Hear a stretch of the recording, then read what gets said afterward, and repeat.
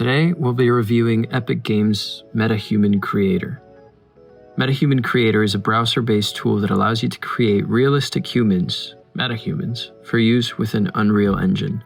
I applied for early access to the use of MetaHuman Creator after following updates on the tool for a while, and was really excited when I received entry into the program. So I made a quick live stream in which I navigated the tool for the first time and created this MetaHuman you see here. For this video though, we'll make our own from the beginning. Let's get started.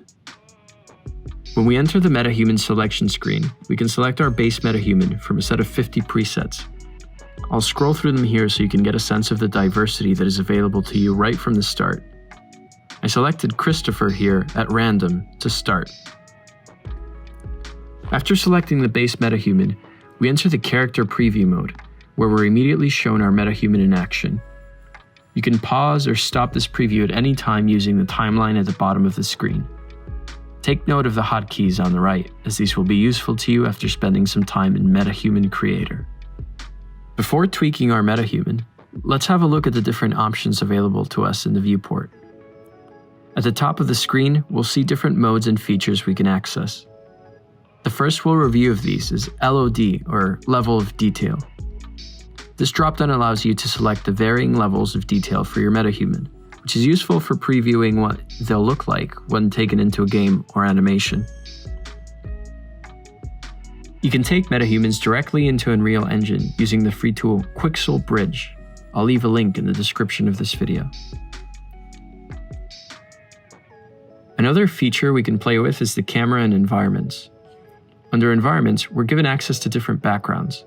If you're familiar with 3D rendering softwares like Blender and Maya, these are like your HDRIs, or high dynamic range images, which provide you with a representation of the MetaHuman under different sources of lighting. Let's start adjusting our MetaHuman's features. We'll first take a look at the Blend tool. Blend allows you to select from up to 6 different MetaHuman combinations, from which you can, as you guessed it, blend between.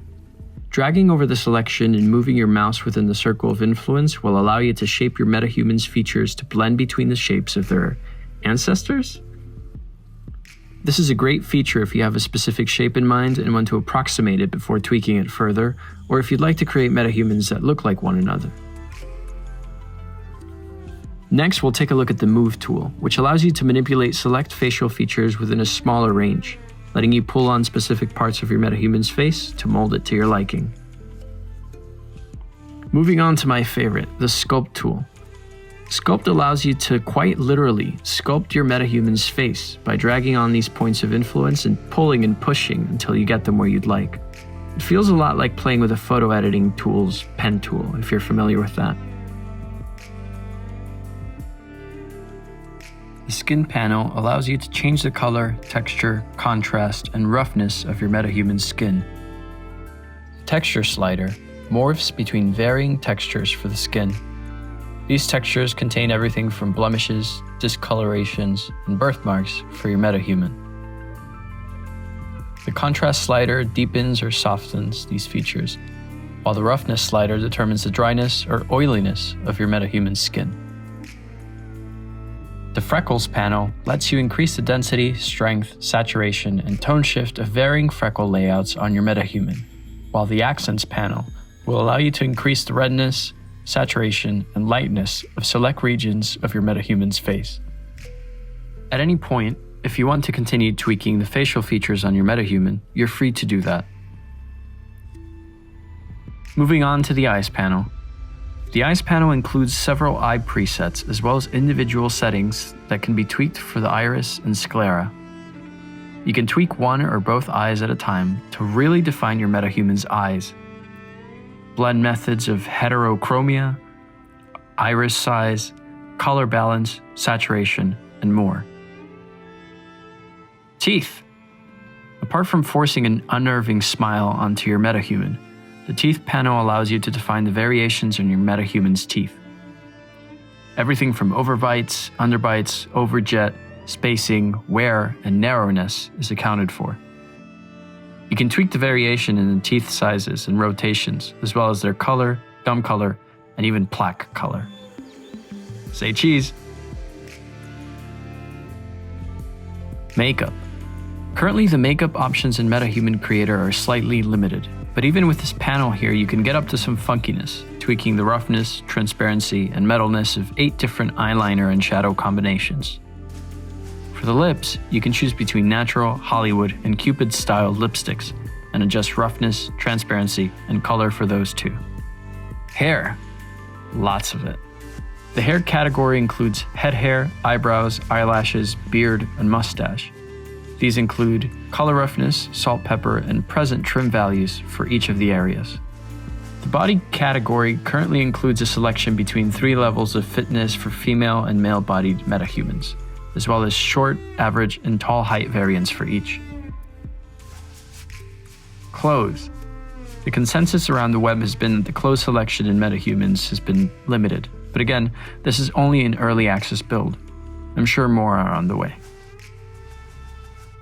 The tops and bottoms section have 3 preset clothing items, each with a primary and secondary color option so you can refine your MetaHuman's outfit to your liking.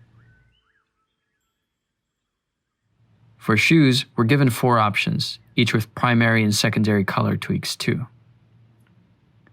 I thought that the boots would be fitting for this MetaHuman, but changed my mind pretty quickly since it felt like Kristofer here would be more of a flip-flops person. The preview tool at the bottom of the screen lets you preview your MetaHuman in an idle pose and 2 separate ranges of motion. Face range of motion, which demonstrates the MetaHuman's features under facial expressions, and body technical range of motion, which really gets them moving. I'd love to take a quick moment to point out the hotkeys here again, since they'll be ever so useful if you plan on spending a lot of time tweaking about just like I did. You can also pop out this stats menus to see how well your build is performing. If you can't commit the hotkeys to memory though, don't worry. The drop-down icons on the top of the page have you covered. The camera dropdown, for example, will allow you to cycle through different cameras that you can choose as you click. Next to the camera dropdown, you'll find the render quality dropdown, which may be useful if your browser is struggling with MetaHuman Creator.